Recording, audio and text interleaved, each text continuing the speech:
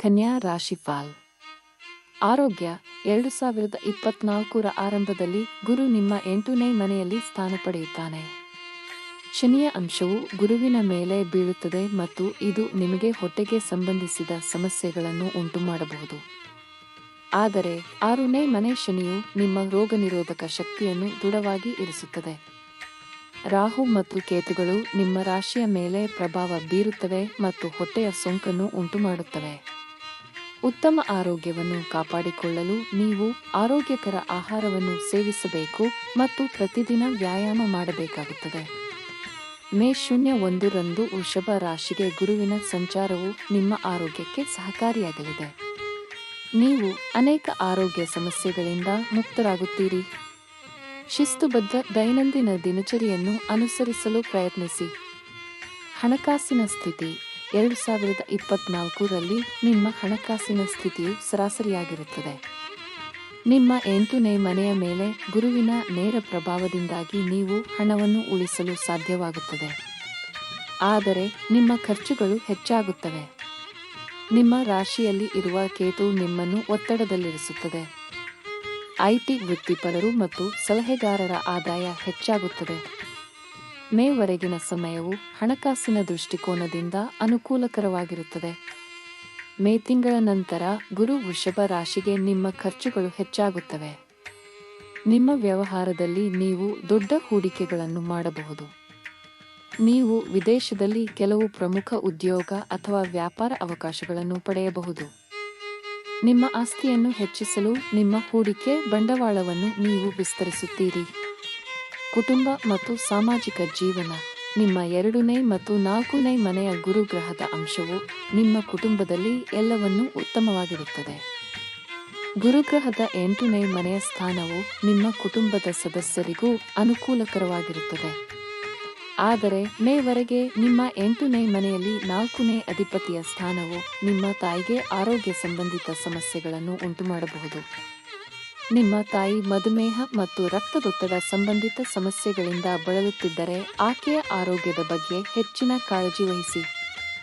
ಜನವರಿ ಮತ್ತು ಮಾರ್ಚ್ ನಡುವೆ ಒಡಹುಟ್ಟಿದವರ ನಡುವಿನ ಸಂಬಂಧವು ಒತ್ತಡದಿಂದ ಕೂಡಿರಬಹುದು. ನಿಮ್ಮ ಮಕ್ಕಳ ಶಿಕ್ಷಣ ಮತ್ತು ವೃತ್ತಿಯಲ್ಲಿ ಕೆಲವು ಸಮಸ್ಯೆಗಳಿರಬಹುದು. ಆದರೆ ನಿಮ್ಮ 5ನೇ ಮನೆಯ ಮೇಲೆ ಗುರುವಿನ ಅಂಶವು ಮಕ್ಕಳ ಸಂಬಂಧಿತ ಸಮಸ್ಯೆಗಳನ್ನು ಶೀಘ್ರದಲ್ಲೇ ಪರಿಹರಿಸುತ್ತದೆ. Love life. 2024ರಲ್ಲಿ ನಿಮ್ಮ ವೈವಾಹಿಕ ಜೀವನವು ಆಹ್ಲಾದಕರವಾಗಿರುತ್ತದೆ. ನಿಮ್ಮ ಪ್ರೀತಿಯ ಸಂಬಂಧದಲ್ಲಿ ನೀವು ನಿಷ್ಠರಾಗಿರುತ್ತೀರಿ. ವರ್ಷದ ಆರಂಭದಲ್ಲಿ ನಿಮ್ಮ ಪ್ರೀತಿ ಪಾತ್ರರಿಗೆ ನೀವು ಪ್ರಸ್ತಾಪಿಸಬಹುದು. ನಿಮ್ಮ 7ನೇ ಮನೆಯ ಮೇಲೆ ಗುರುವಿನ ಅಂಶವು ಮದುವೆಗೆ ಅನುಕೂಲಕರವಾಗಿರುತ್ತದೆ. ನಿಮ್ಮ ಜೀವನ ಸಂಗಾತಿಯೊಂದಿಗೆ ನೀವು ಸಾಕಷ್ಟು ಸಮಯವನ್ನು ಕಳೆಯುತ್ತೀರಿ. ಮಾರ್ಚ್ ಮತ್ತು ಅಕ್ಟೋಬರ್ನಲ್ಲಿ ನಿಮ್ಮ ಸಂಗಾತಿಯೊಂದಿಗೆ ನೀವು ಆಗಾಗ್ಗೆ ಗಂಭೀರ ಜಗಳಗಳನ್ನು ಹೊಂದಿರುತ್ತೀರಿ. ಯಾವುದೇ ಸಂದರ್ಭದಲ್ಲಿ ಆಕ್ರಮಣಕಾರಿ ಭಾಷೆ ಅಥವಾ ಹಿಂಸೆಯನ್ನು ಬಳಸಬೇಡಿ. ವೃಷಭ ರಾಶಿಗೆ ಗುರುವಿನ ಸಾಗಣೆಯ ನಂತರ ನೀವು ನಿಮ್ಮ ಸಂಗಾತಿಯೊಂದಿಗೆ ರಜಾದಿನಗಳಲ್ಲಿ ಹೋಗಬಹುದು ಮತ್ತು ಇದು ನಿಮ್ಮ ಸಂಬಂಧದಲ್ಲಿ ಹೊಸ ಸ್ಪಾರ್ಕ್ ಅನ್ನು ಸೇರಿಸುತ್ತದೆ. ಶನಿಯು ಹಿಮ್ಮೆಟ್ಟಿಸಿದಾಗ ನಿಮ್ಮ ಅಳಿಯಂದಿರು ಬಹಳಷ್ಟು ತೊಂದರೆಗಳನ್ನು ಎದುರಿಸಬಹುದು. ಶಿಕ್ಷಣ ಮತ್ತು ವೃತ್ತಿ. 2024ರಲ್ಲಿ ನಿಮ್ಮ ಶಿಕ್ಷಣದಲ್ಲಿ ನೀವು ಯಾವುದೇ ಪ್ರಮುಖ ಸಮಸ್ಯೆಗಳನ್ನು ಎದುರಿಸುವುದಿಲ್ಲ.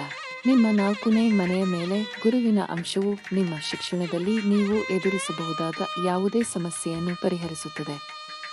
ಕಾನೂನು ನಿರ್ವಹಣೆ ಮತ್ತು ಹೋಟೆಲ್ ಉದ್ಯಮಕ್ಕೆ ಸಂಬಂಧಿಸಿದ ವ್ಯವಹಾರಗಳಲ್ಲಿ ಉತ್ತಮ ಲಾಭವಿದೆ. ಫೆಬ್ರವರಿ ಮತ್ತು ಏಪ್ರಿಲ್ ನಡುವೆ ನಿಮ್ಮ ಅಧ್ಯಯನದಲ್ಲಿ ನೀವು ಉತ್ತಮವಾಗಿ ಕಾರ್ಯನಿರ್ವಹಿಸುತ್ತೀರಿ.